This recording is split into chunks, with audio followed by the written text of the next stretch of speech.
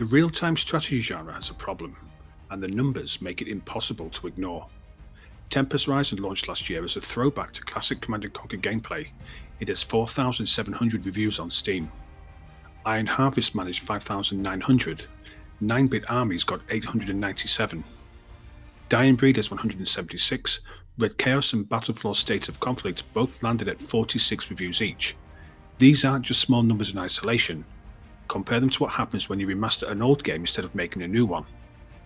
The Command & Conquer Remastered collection has 17,400 reviews, Age of Empires 2 Definitive Edition sits at 58,000, Warcraft 3 Reforged, which launched broken and pissed off the entire community, still managed 29,000 reviews.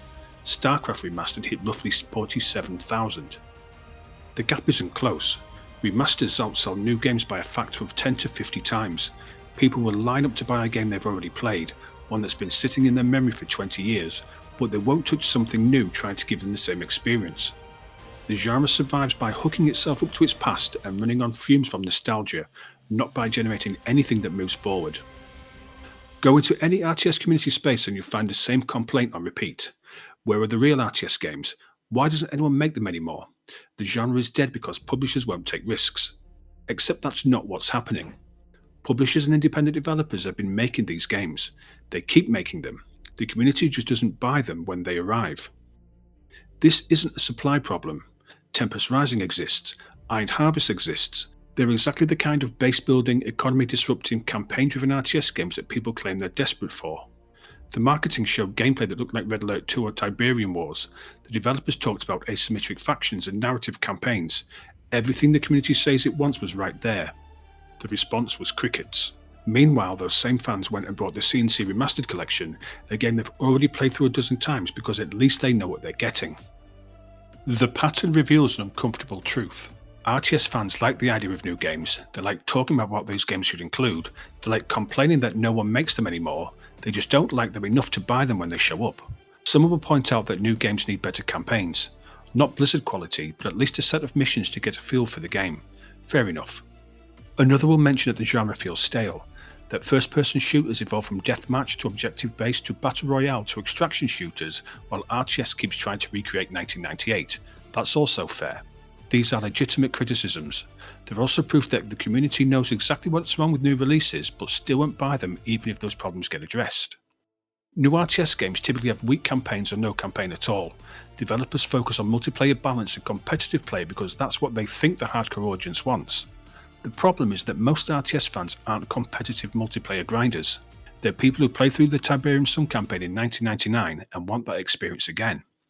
When a new game shows up with 10 skirmish maps and a ranked ladder, those fans check out immediately. They wanted missions with narrative and progression and bases that grow over multiple scenarios. Instead, they got a training ground for esports that never materialized. The genre also hasn't figured out how to evolve without losing what makes it work in the first place. Strategy games branched off into grand strategy, tower defense, auto battlers, and deck builders. Those subgenres found audiences because they took core concepts and rebuilt them into something different. Traditional RTS keeps trying to be exactly what it was in 2003, just with better graphics and more units. That worked when the audience was still there waiting for the next StarCraft or Age of Empires. It doesn't work now that most of those players have moved on to other genres or other hobbies entirely. The ones who remain are a small, dedicated group, and they've already got their remasters to play.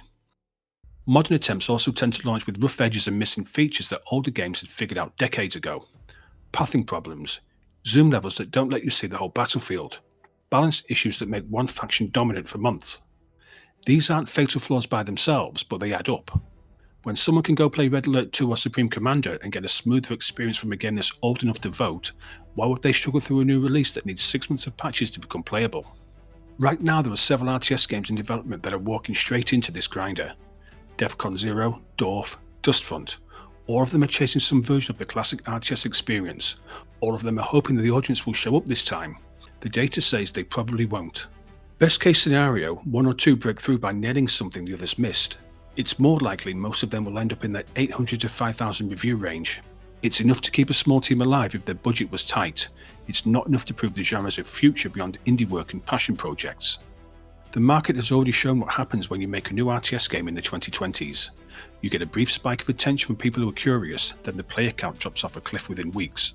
The community goes back to their remasters or their free-to-play alternatives or their modded versions of games from 2007. They don't stick around. They don't build a multiplayer scene. They don't evangelize to their friends. They just move on, and then 6 months later they're back online asking why no one makes real RTS games anymore. There's one game that might prove the pattern wrong, and understanding why matters for understanding the whole mess. Sanctuary Shattered Sun is targeting the Supreme Commander audience. That's a different beast than trying to recreate Command & Conquer or Red Alert. Supreme Commander came out in 2007 and took the Total Annihilation formula to planetary scale. Experimental units, multi-theatre war, economy management across multiple continents. It was massive in scope and complexity, and the fans who loved it have been waiting 19 years for someone to make a proper successor. They didn't get one. Planetary Annihilation tried and botched the execution for various reasons. Beyond All Reason exists, but that's a free open source fork of a Total Annihilation mod. It scratches a different itch. There hasn't been a commercial game that delivers the Supreme Commander experience since Forged Alliance, and the gap represents genuine undeserved demand instead of nostalgia for something that's already been remastered. Sanctuary has a Discord community of almost 15,000 people before the game is even launched. That's not a guarantee of success. Discord members don't automatically convert to buyers, but it does suggest there's a specific audience that wants this specific thing and is nowhere else to get it. They're not competing with a remaster, they're not fighting against people's memories of how good the old game was. They're trying to fill a hole that's been empty for nearly 2 decades. That positioning gives Sanctuary a real shot at breaking through where other games have failed. The question is whether 15,000 engaged community members represents a viable market, or just concentrates the entire remaining Supreme Commander fanbase into one place. If it's the former, Sanctuary could prove there's still room for new RTS games that target underserved niches.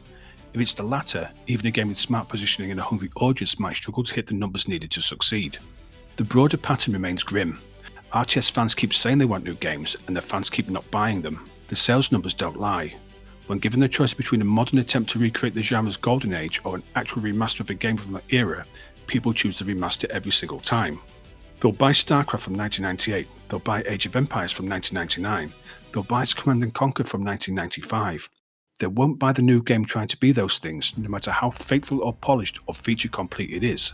That's life support. The genre survives by re-releasing its past, not by building its future. Every failed launch makes it harder for the next game to gain traction. Every time the community asks for something and then doesn't show up when it arrives, the case for making RTS games gets weaker. The developers still making them are doing it out of passion or stubbornness, not because the market is sending clear signals that there's an audience waiting. Maybe Sanctuary proves different. Maybe targeting a specific gap instead of chasing general nostalgia is the path forward. Maybe co-op campaigns and genre evolution or some other innovation finally cracks the code. But right now the evidence suggests RTS fans have moved on and just haven't admitted it to themselves. They like the idea of new RTS games, they like talking about what those games should include, they like complaining that no one makes them anymore. They just don't like them enough to buy them when they show up. The genre isn't dead. It's still producing games. Communities still exist. But it's running on borrowed time and borrowed glory, sustained by remasters of 20-year-old games while new releases get ignored. That's not a healthy genre. It's a genre on life support, waiting to see if anyone can figure out how to revive it before the last of the old guard finally lets go.